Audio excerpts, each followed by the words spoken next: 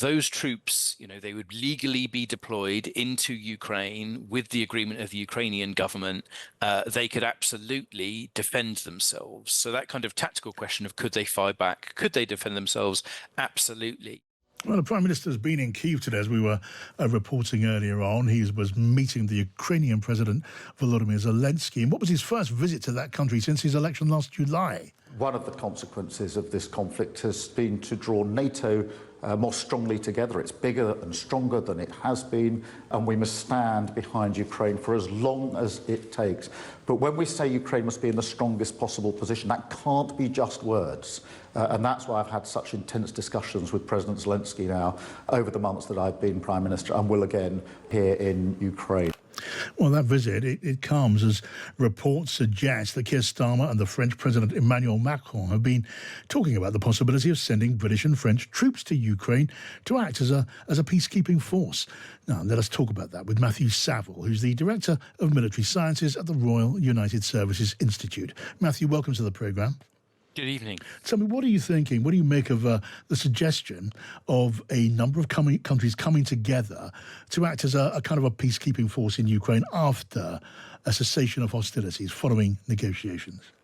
Yes. So I think the first thing is that when the language of peacekeeping is being used, people might have in mind something that looks like a standard United Nations, the blue helmet type operation. And it's not necessarily clear to me that that is what's being talked about. Those usually operate under a certain set of principles and criteria, which include that all the combatants involved accept them and agree to them, that they are impartial, and that they're effectively quite limited in the use of force. Yeah. And it doesn't seem very likely that, Russia would agree to it.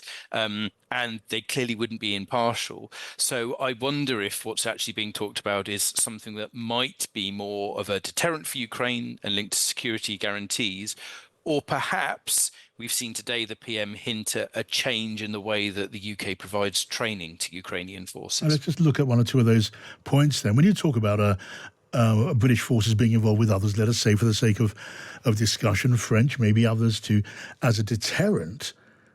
What sort of deterrent do you mean? I mean, deterring Russia from challenging Ukrainian territory in future? So the model would probably be that, of course, Ukraine wants NATO membership because essentially then if it were attacked again, it could activate Article 5 and ask for support from other NATO members, and that doesn't seem likely in the near term. No. I think they've realistically accepted that.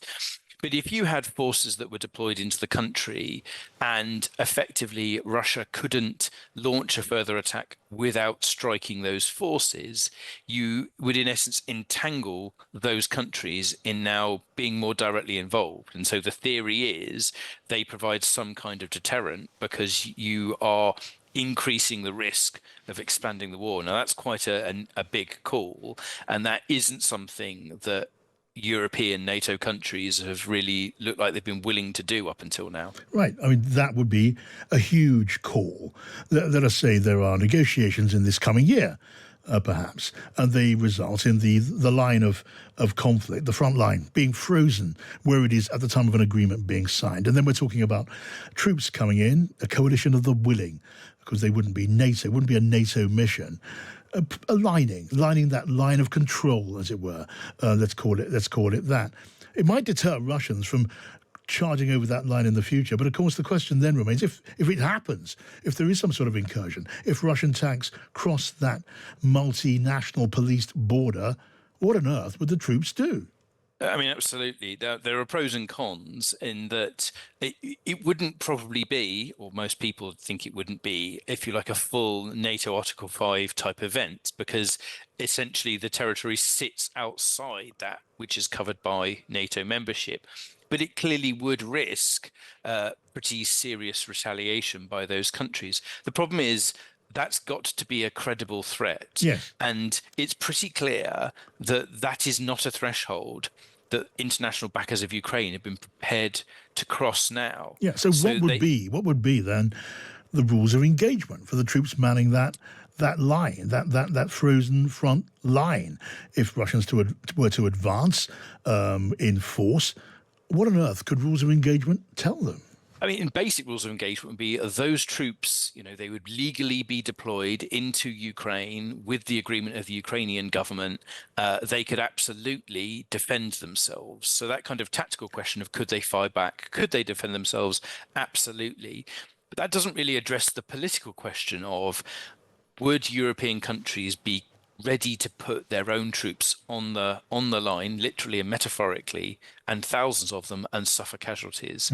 And if they're saying that they are, the question would be well, why weren't they prepared to do that before? The whole model of support to Ukraine has been based around the obvious judgment that they weren't prepared to do that. Yeah. But they were prepared to invest resources in helping Ukraine defend itself. Yeah. So there's a credibility question here. Yeah, but one imagines the questions we're discussing here may very well be the exact questions in the mind of Keir Starmer when we're told that the British side have reservations about this idea. Apparently, Emmanuel Macron is keen on the idea of some sort of presence of this kind. What do you believe he has in mind for that force? Well, I suspect, the numbers would also be a real challenge because, European militaries have been reducing their numbers in order to increase sophistication. The UK has committed, for example, a small force to Estonia, NATO territory, with a tripwire force there. So it's not as if the UK and probably not France have large numbers to commit. I suspect what we are talking about is something that would be more of a training mission. And the discussion is over how big that is and where it's specialized. Perhaps is the training that's currently being provided in the UK, basic infantry training, is it better to transfer that into Ukraine? Now, I still think those personnel could be a target for attacks, but that is something that, particularly if there were a ceasefire, would be of benefit to the Ukrainians because it reduces the logistics burden on them having to fly thousands of trainees out of country. Yeah. It would still involve risk, though. Well, considerable risk. You wonder what, we talked about the reservations on the British side. Is Emmanuel Macron contemplating the idea of French forces being deployed in Ukraine and possibly ending up at some point in the future, 4 or 5 years after a cessation of hostilities, fighting Russians?